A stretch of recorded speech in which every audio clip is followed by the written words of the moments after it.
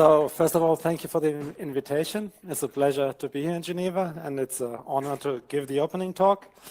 My name is Michael Hausding. I work for Switch, and Switch runs the registry for .ch. And I'm going to talk about domain names, about how we use domain names, and about how criminals use and abuse domain names. So first of all, why do we use domain names? Who knows what is this? Who is behind this URL? Most of you will not know, but most of you will know what is behind this URL.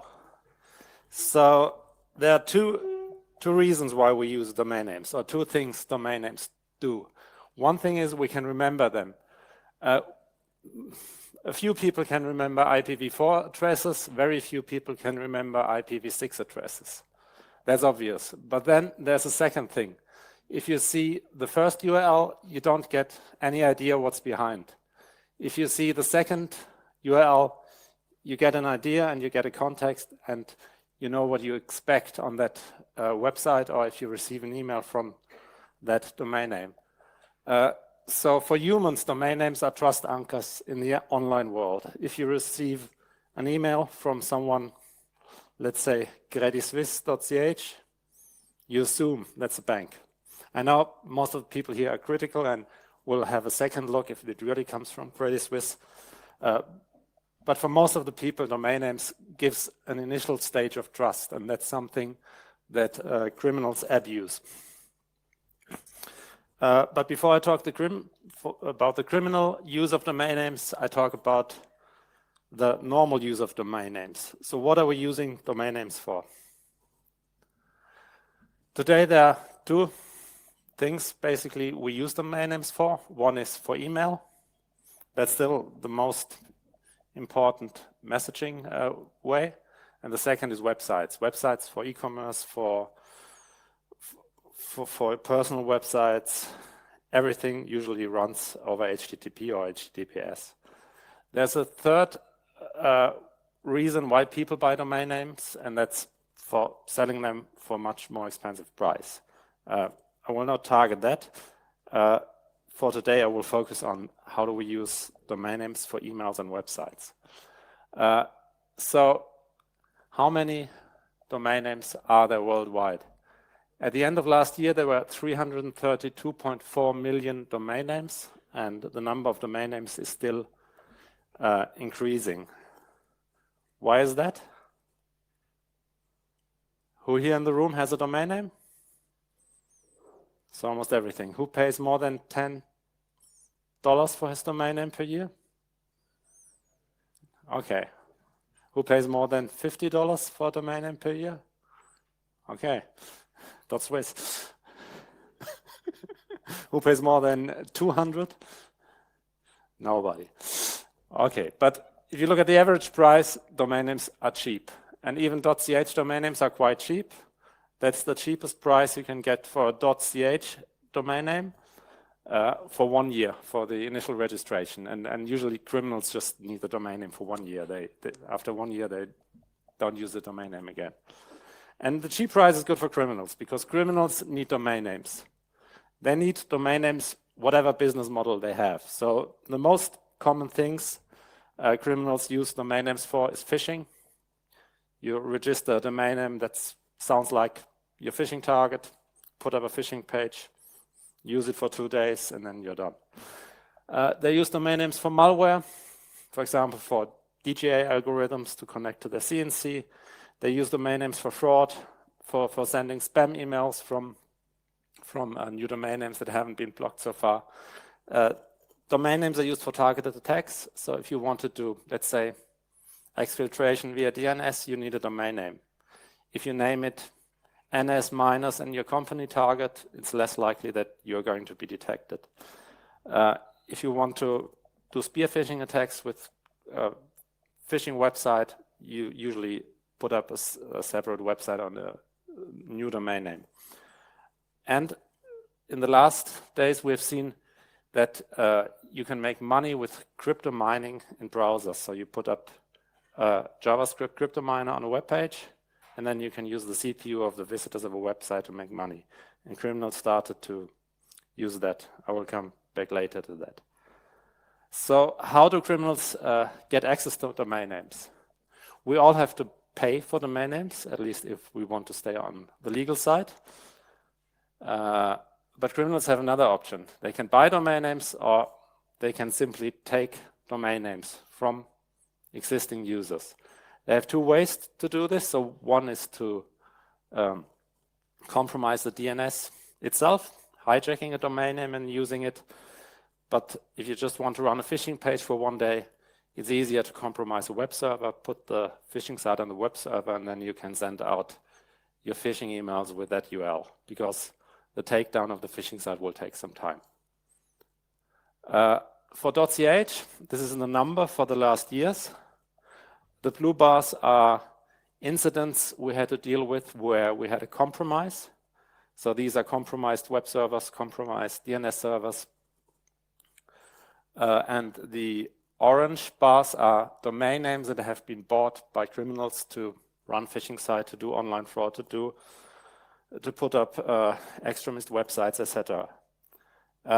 Before 2016, we didn't even count them because there were so few, and maybe we had one, or let's say less than a handful of orders from the authorities to take down a domain name because of illegal content or whatever.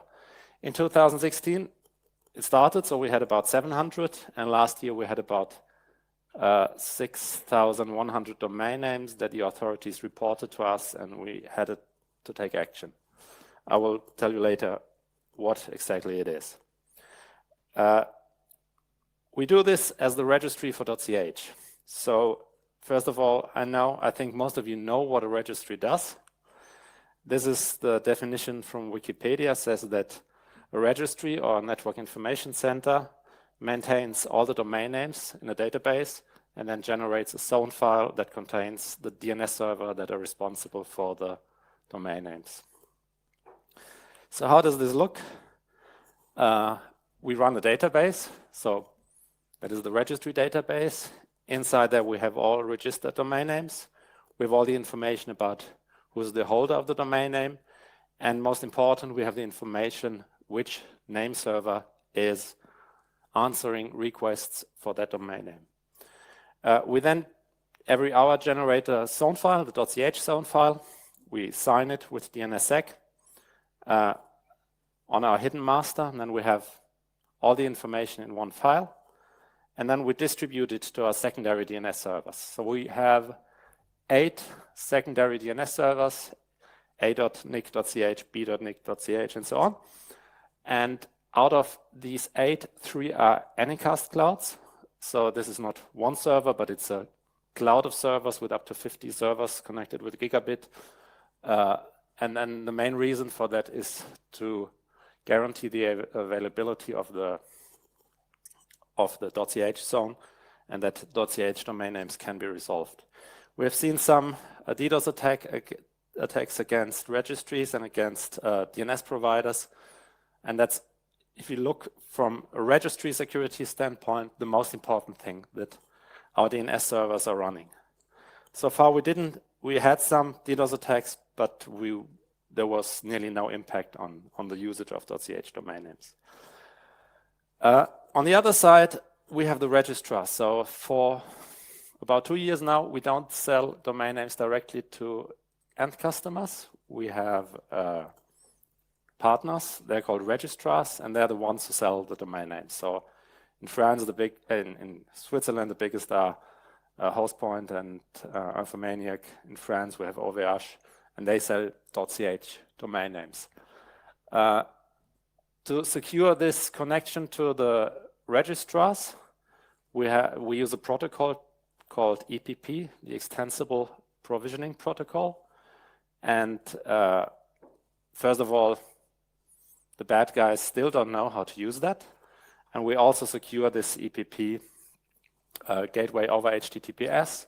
We only allow known IPs from registrars to connect to that API, and for sure we enforce strong passwords there. So far there was no incident. And all this is called registry security. So this is what you do if you have an enterprise. You look at your business process within your enterprise. You look, okay, where does the data comes from? Where does the data goes out? And you secure the way from the input to the output and make sure it's available and it's the integrity is guaranteed. Confidentiality is not such a big issue for the name servers itself because they are public.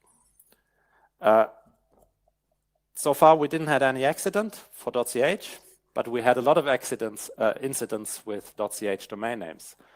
And the reason for that is that the whole system of selling and using domain names is much more complex than the registry itself. So usually we have a domain holder, so someone who wants a domain name, someone who wants to offer services with that domain name, basically email and websites. He then buys or registers a domain name from a registrar or from a reseller of that registrar, or sometimes from a reseller of a reseller of a reseller of a reseller from the registrar.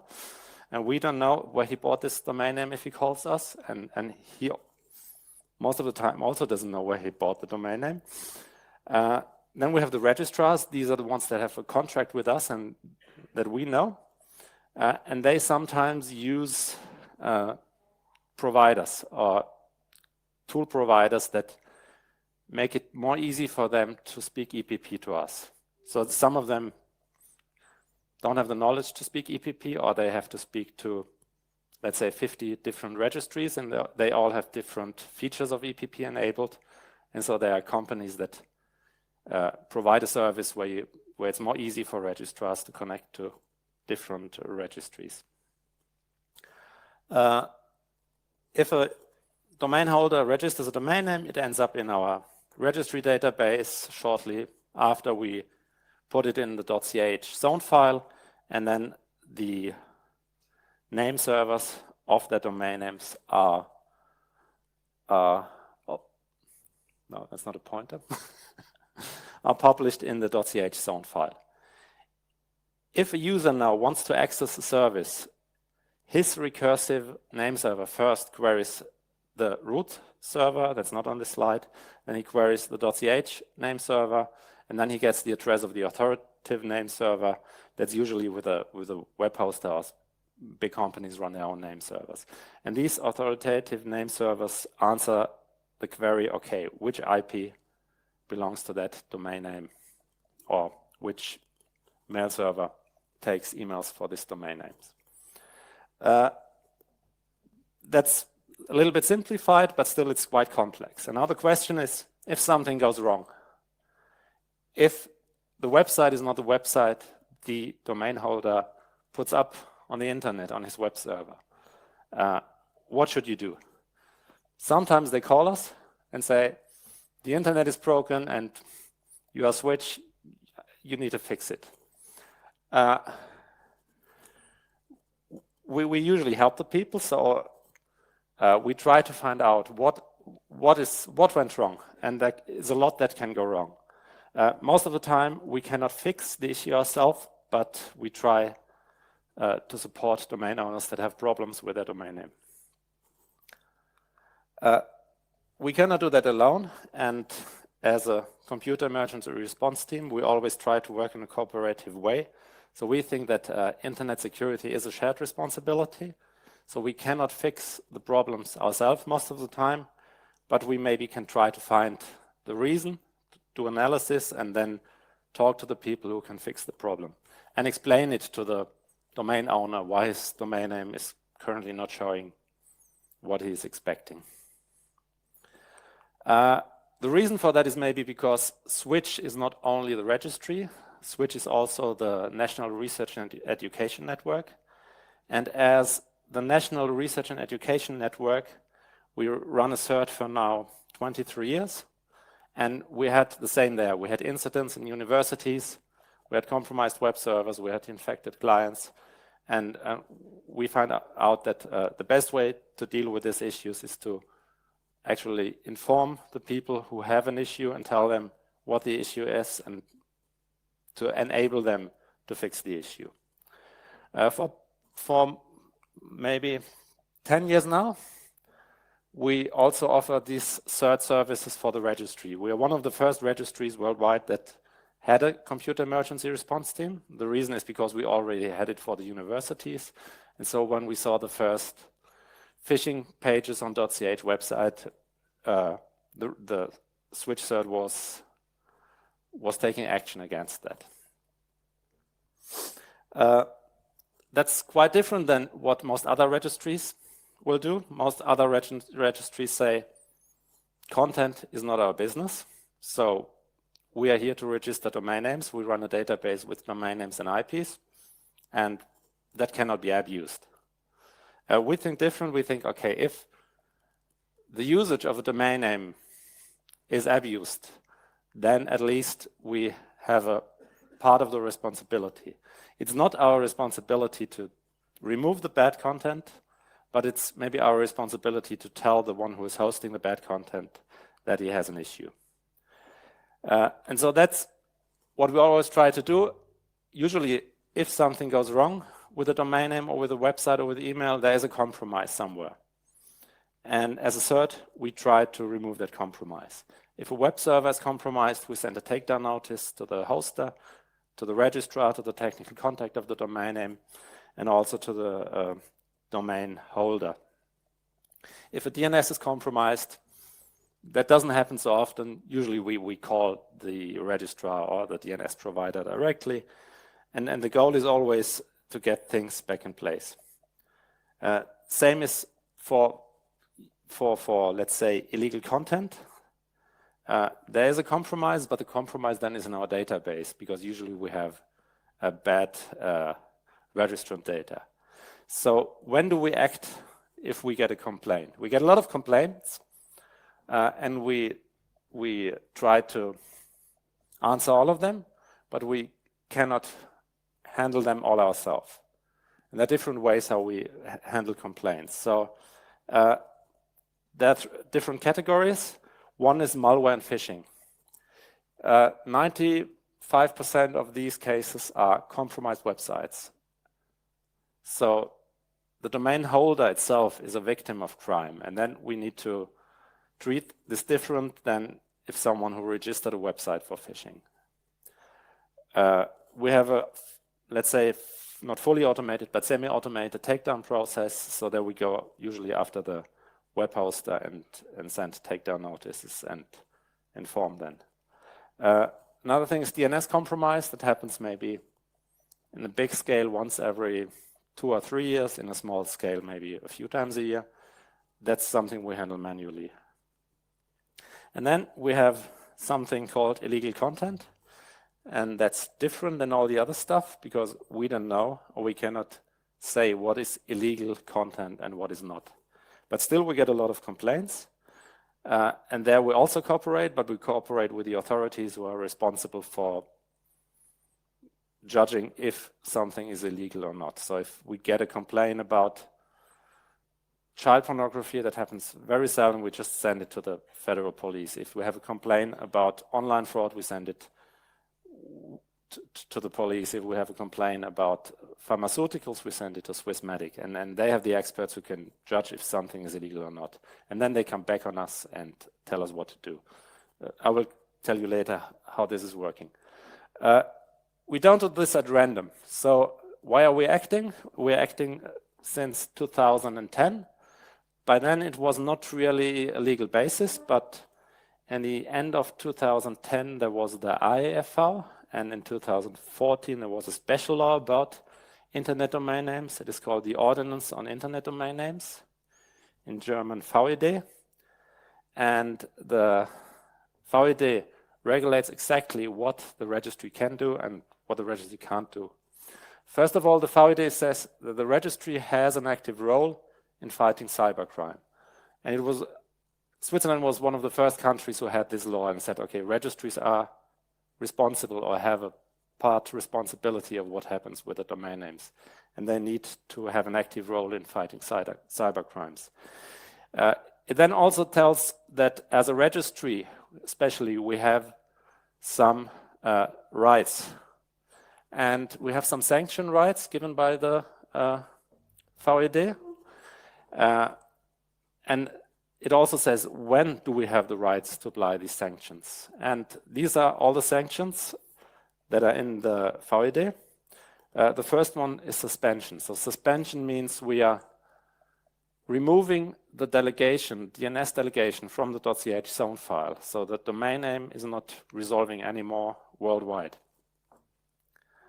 The owner or the holder of the domain name still is the owner of the domain name. So we're not taking away his domain names, we just take care that it's not working anymore. And we have the right to temporarily suspend domain names if they are used for phishing, for malware, or for the distribution of malware, for the usage of malware, for ransomware now. If it is time critical, we have the right to suspend the domain name for 5 days. And we do this, let's say for phishing, we do it for drive-by infections, we do it for ransomware. And after 5 days, we need an informal request by an accredited authority. In Switzerland, this is Melanie, the Melde- und Analysestelle of the government. And usually, let's say if we see a phishing page, we suspend it. If it is just registered for phishing, and then we normally receive a request from Melanie that we are allowed to suspend the domain name for 30 days. And the second sanction method we have is the deletion of the domain name. We can delete a domain name after 30 days if the domain holder doesn't respond to our request. So whenever we have a complaint, or most of the time when we have a complaint, we ask the owner of the domain name to identify himself. And if he has no address within Switzerland, we ask him also to give us an address inside Switzerland. And then as a domain holder, you have 30 days to identify yourself and to give us an address. And if you don't do that, then the domain name can be deleted. And we use this for phishing sites, but we also use it for the fraud sites that get reported by the federal police. Then in November 2017, there was a revision in the law that gave us even more rights. One is sampling. So there is malware that uses domain generation algorithms that calculates random domain names, and then the herders of the botnet just need to register one of these domain names, and they can connect to their botnet. For .ch, there was once it was Configure. That's nearly 10 years now, but it's still active. And there was a second one. And what we do is we blocked the registration of the domain names that were not already blocked, so that the bot herders couldn't register their domain names to connect to their bots.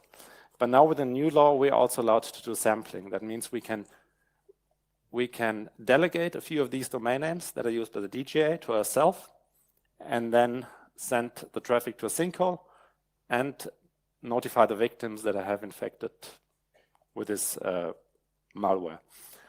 We even have the rights to do sinkholing for registered domain names. So that's even a much bigger right, because there we take away the rights of the domain holder. So if someone registers a domain name and then we find out the domain name is being used as a command and control server for a botnet, we are allowed to sinkhole, so to delegate this domain names temporarily to ourselves or to a partner, and then redirect the traffic to analyze where the infected clients. We haven't used that so far, and especially the sinkholing is, if you look at the privacy perspective, quite difficult, because if we redirect the delegation from the domain name server from the owner to our name server, we need to make a decision. We can't say we just want port 80 and we just want the botnet traffic. We get all the traffic if we put an A name in. We need to make a decision, okay, what are we doing with the mail exchange? Do we remove the Amex, or do we keep the original Amex, or do we put in other Amex? So that's quite difficult. And that's why we can only do this if the Melde- und Analysestelle Melanie is working with us. So it's a shared responsibility. And we haven't used it so far. And we hope that having the right to do it will prevent criminals to use .ch name as common and control servers. But if they do, definitely we will sync all the common and control servers and try to identify the victims and notify them. So this was the legal background, and Switzerland is was the first country who had the legal regulation, and it still is one of the few countries who has a regulation that gives the registry a mandate to fight cybercrime and also some rights to do things like this. Now I want to show you a few examples of what is the everyday work in someone who deals with domain name security. So the last 8 years, our everyday business was CMS compromise. So nearly everyone now uses a content management system on his web servers. Very few people look that they're accurate, that they are updated. We have auto updates now for content management systems. That's much better than 5 years ago, but still you have plugins, you have themes that cannot be updated.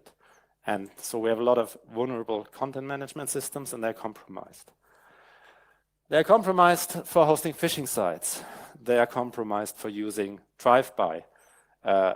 We have seen them being compromised in mass. So when there was a WordPress vulnerability and exploit was available, we had one day where we received about 1,000 domain names that were reported to us. And what we do if we receive something like that, we have partners that give us that information about compromised websites or websites that host phishing sites, websites that have drive-bys, websites where your computer is encrypted after you go to that website. We send takedown notices to the owner of the domain name. We send a copy to the registrar. We send a copy to the hoster, and we also inform the technical contact if we have his details. And we ask them to remove the phishing or the malware within 24 hours. And for phishing, we have the takedown rate. Usually the phishing takedown is quite fast. So the Swiss hosters and also the big international ones, they take down a phishing site within 1 hour. But some of them don't even reply. And then we check it again after 24 hours. And if the phishing site or the drive-by code is still on the website, we suspend the domain name temporarily for 5 days. And that gives us another 10% of the domain holders who react and call us, and then we tell them what to do. Some of them don't even reply. Then we send them the identification request and ask for their address. But we have about 1% of domain names that never answer. So we have a lot of abundant domain names that nobody uses anymore. And when they got infected once, after 30 days, they are deleted. The last thing we saw is that we found JavaScript. So if someone reports malware to us, we analyze the website statically, we analyze it in a JavaScript emulator, and we analyze it in a sandbox. About 1 year ago or half a year ago, we realized, okay, is a JavaScript on some websites that looks malicious, but in the sandbox, we didn't saw any connections to a TDS or to an exploit server. And then we found out, okay, that is crypto mining. So we saw that some attackers injected crypto mining code on foreign websites and was using the CPU of the visitors of that website to mine Monero. And first we had a big discussion, is this malware, is it not malware? We talked with lawyers, we talked with the Office of Communication. In the end, we found out, yes, if someone really abuses personal computers and the CPU power of these computers, that's malware. And so we do the same. We identify the holder of the website, and if we don't get a reply, we suspend the domain name. However, it's more difficult for us because there is a legitimate use of these miners. We see some websites that say, hey, you can get rid of all the ads if you allow us to do mining. And then that's something we need to find out. So we always have to look very carefully at this, and then it's completely legal. But even in the AV industry, this is a big topic. At which point is mining on a website illegal and considered as malware, and at which point it is a legal business model to run a website.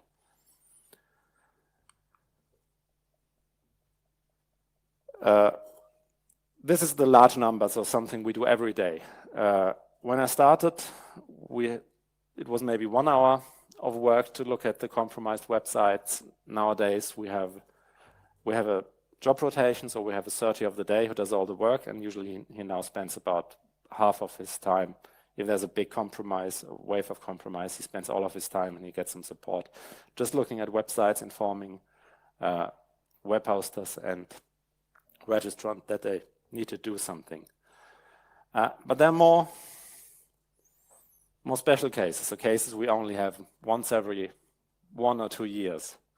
I think most of you have heard about that one. That was a domain name hijacking.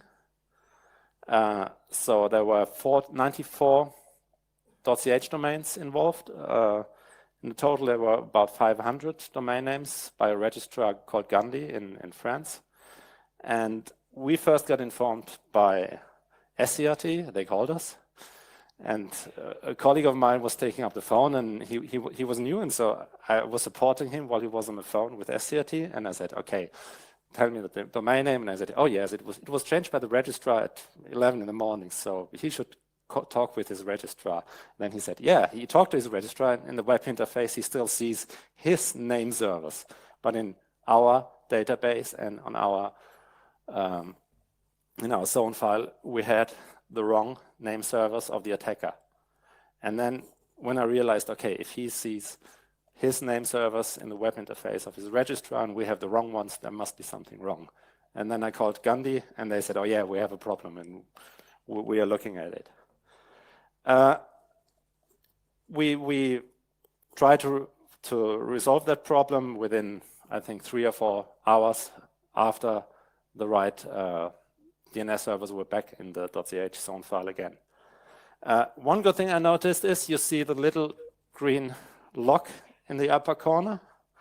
SCRT, after that incident, implemented DNSSEC for their domain name. With this special attack, because the attacker had access, write access into the registry database, DNSSEC would not have prevented it at all, but it would, depending on the TTL, would have given more time to the owner of the domain name. And also the attackers didn't change the DS records in the zone files. So this attack wouldn't happen to work for the attackers. Still the domain would not work anymore, but the attackers, what the attackers did is they put up a website to deliver malware, so by drive-by, and they also redirected the mail traffic by putting up MX records. So here you can see where the compromise was. It was in the tool chain of the registrar, and then the registry database got compromised. Our DNS masters had the wrong NS records, and they distributed it via our zone file.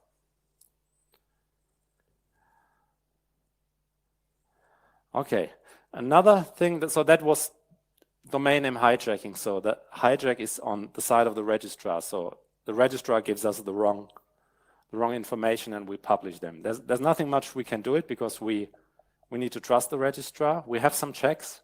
So let's say if one of the big registrars changes his name servers and he's responsible for 100,000 domain names, we will check it. The next attack is called domain delegation hijacking. The result is the same. We had this in 2013. That is the website of NZZ. It's one of the biggest Swiss newspapers. When you looked at that website in 2013 at a certain date, you will see, okay, the web server of NZZ is not running anymore because it's a website that tries to make money from clicks.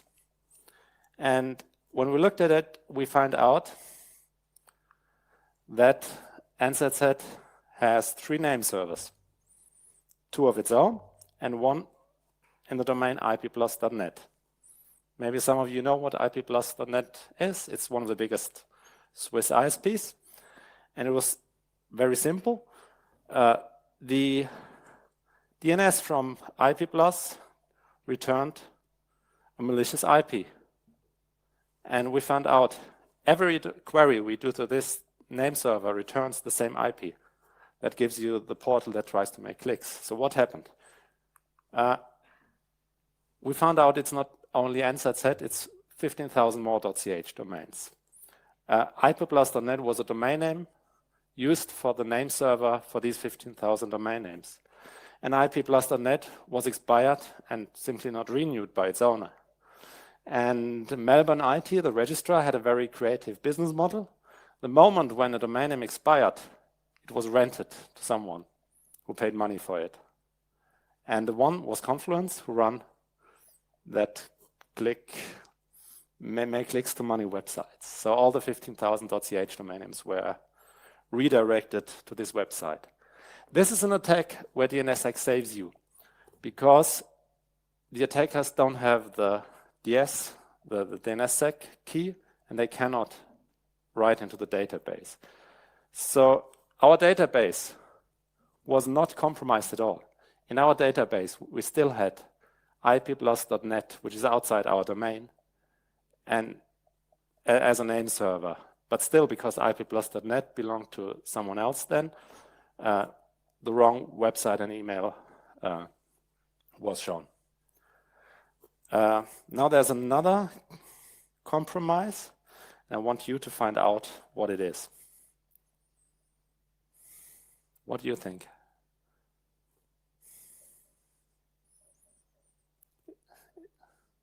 Who is behind this website?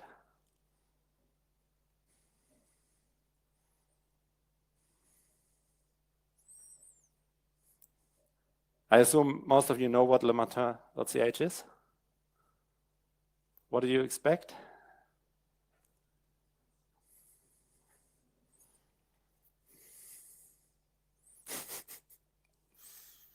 Someone got it?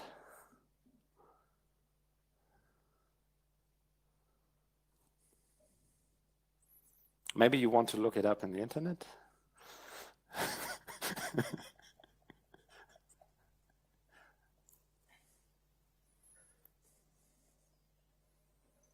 It's an example of subdomain hijacking. It's not an example, it's even a demonstration of subdomain hijacking. If you look at the record for playrate.lematin.ch, you will see that it's a CNAME to lematin.playrate.ch.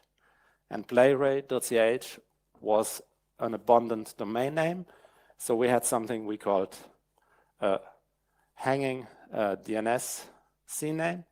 So there was a CNAME for playrate.lematin.ch in the Lematin zone, and the domain it was pointing to was not registered.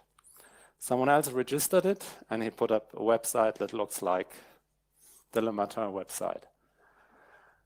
What's special here is that you see the little green lock in the URL bar. And usually we tell internet users, look at the URL bar, look where you are, and if you have a green lock there, it's safe. And it even says it's safe. The browser tells you this site is safe. But it isn't, because it is obviously not the real site. The reason why most people will see the green lock and will think that it's safe is that TLS is made for encryption. It's not made to provide trust into a website. And that's a misunderstanding I think we do. We think, okay, with certificates, we can build trust. And if you have access to a domain name, you can get a certificate. You can argue, yes, there are EV certificates, but I think most of the people don't know what it is. So that was an example of the CNAME hijacking. That means the authoritative server had a misconfiguration, and that was a CNAME that was pointing to the domain name that was available for registration. These were 3 examples of attacks on the DNS itself or on services that run under a .ch domain name. And I want to give you examples where criminals buy domain names, and that's quite different from the incident handling perspective, because we don't have victims that have compromised IT systems, but we have criminals who register domain names. And what is compromised is in most of the cases our database. So criminals use fake identities, stolen identities, but they are real, to register domain names. And then they use whatever business model they have with them. So here we go after the identity of the registrant because they're wrong. Some of them are easy for us, like phishing. For example, we have Ricardo, that's a very known platform like eBay in Switzerland. And every 1 or 2 weeks we see new phishing attacks on Ricardo. So what they're doing is they register something like, this case is autoricardo-opel.ch, and then put up a copy of Ricardo. And then they send spam mails and say, hey, you got a new bid on your auction. And then people log in, and then they got the credentials from people who have auctions on Ricardo, and then they can access these auctions and compromise there. That's easy for us because here we see this is phishing, and the VED allows us to suspend phishing domains immediately. And that's one of if we see a phishing page like this, we suspend the domain immediately because it was registered usually 1 or 2 days ago, and the risk that this is a legitimate site is quite low. More complicated is all things of, I would say, illegal content. So when you really look at the website itself and someone complains, hey, that is illegal. Most of these cases are shops, so very popular are sneakers, but there are also sunglasses and handbags and all kind of stuff. They are hosted on .ch domain names that have been registered before, because then you not only have a .ch name, you have some trust, and you also have some visitors, and they sell the stuff usually for 1/3 of the price. So maybe you want to look up for a new pair of football shoes for your son. That's a real example. And because these domain names have been registered before, Google indexed them, and Google even rates them very high. And if you have the right keywords, you have a high chance to turn up if you search for these sneaker shops. Maybe you don't understand why the butcher around the corner now sells football shoes, but if they're cheap, you're going to buy them. And what you get is something like this. So you hope you can get the football shoes that cost 200 for 70 francs. And because they're so cheap, you buy 2 pairs. And in the end, you get something like this. So this is a real example, and he contacted us, and he even sent us the photos of these shoes. What we do in these cases is, because we don't know if a shop is selling counterfeit shops, we don't know if this is a shop that does some online fraud, we cooperate with the police. And in fact, it's not only that they sell counterfeit goods.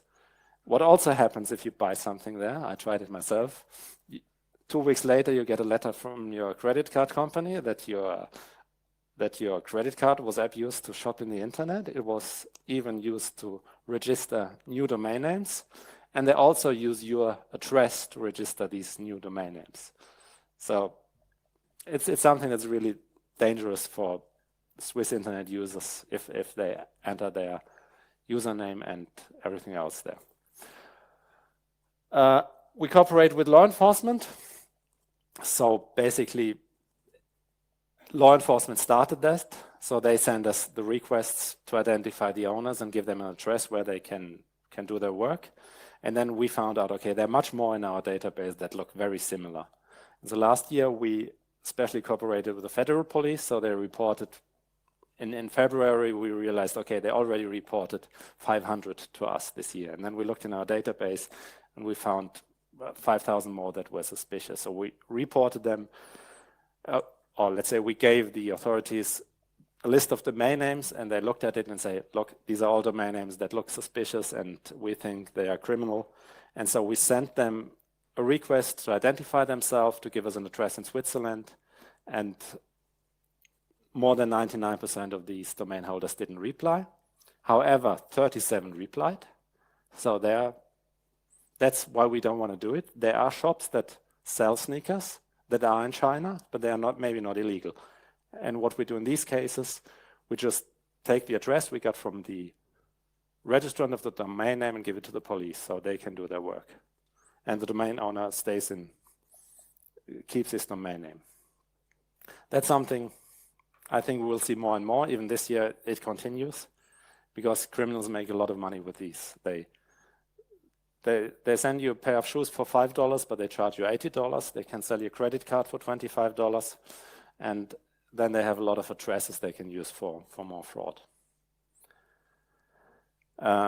These were two examples where criminals buy domain names.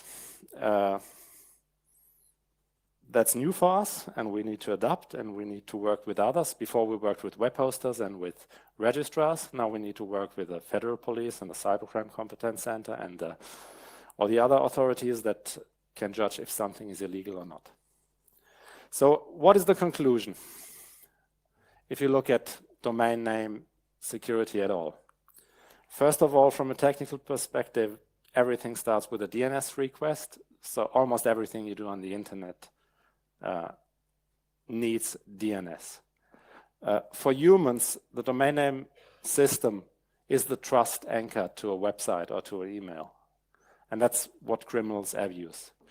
If the DNS is broken, so if you have access to a domain name, all the other security controls most likely are broken too. You can get an SSL certificate, you can put up an SPF record, you can get a DKIM signature, and you demark all this stuff. Most likely it's also broken. To fix these issues, there's not a single entity who can solve the problem. We need to collaborate, and depending on what is wrong, we need to collaborate with different entities. So you as a domain owner, if you don't want to become a victim and want your website look like you put it up on the internet and not like a sneaker shop or like a Ricardo page, what can you do? First of all, you should know your registrar. If something is wrong, it's good if you know where you bought your domain name. It's good to know who runs your DNS server and your web server. So don't buy the cheapest stuff, buy web hosting and domain names at a place you can trust. You want to know the registry. If something goes wrong, we have a cert. You can always call us or send us an email, and we can find out what is wrong if you can't. That's very important, two-factor authentication.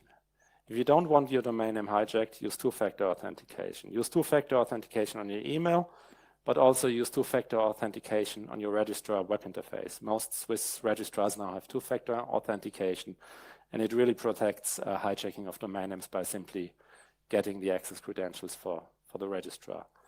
And also raise the awareness with the employees in your company that manage the domain names. It doesn't help if your security and IT team has two-factor authentication if the domains are paid by your finance department and they have access to the registrar and they don't use two-factor authentication.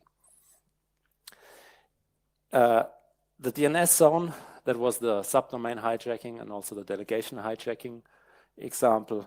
Look at your DNS zone and look for entries and sanitize it. And also look at your DNS servers, that they are up to date and not vulnerable.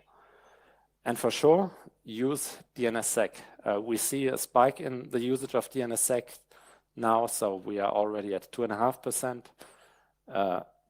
of all domain names in CH that uses DNSSEC, and we think that DNSSEC protects your domain name in at least some of these cases. And it makes it harder for attackers to get up another website on your domain name. If you are a big company and you have a brand you want to protect, there are companies offering brand protection and monitoring. So basically what they do is they monitor if someone registers a domain name with your brand, and they also monitor the certificate transparency lists and see if someone issued a certificate with your name. That's very helpful to find attacks before they start. And that's most important because most of the calls we receive when a domain name is not working, it's very simple. The domain owner didn't pay his bill and the registrar suspended the domain name. So pay your registrar invoice if you want your domain name to run. Okay, thank you for your attention, and if you have any questions.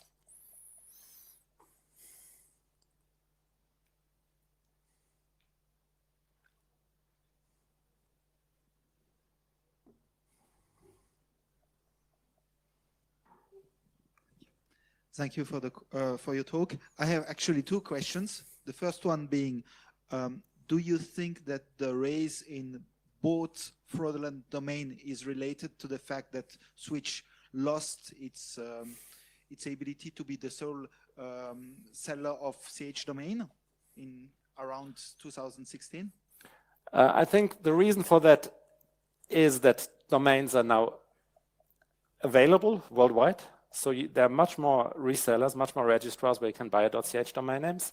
And actually we see these registrations from registrars who have resellers worldwide. And the second thing is the price. You now pay €5. If you buy a .ch domain names with Bitcoin in China, you pay around $6. And that's compared to a .com domain name that's about $10 to $15. So it makes it very attractive for these one-time usage for fraud. Thank you. The second question was more about political aspects. We have a current law which is in discussion about blocking casinos which are not registered in Switzerland based on DNS entries. Can you comment, or do you how can you say anything from the legal procedure perspective or technical perspective about that, or political perspective? I cannot say something from the legal perspective, but as a registry, I can say, okay, if there is illegal content, we think the best way is to take it down and not to block it on the access level. But the problem there is that within Switzerland, we can only take down illegal gambling sites that use a .ch or .swiss address. But as a foundation that is a lot involved in the internet, we don't think that blocking domain names on the access level will solve anything.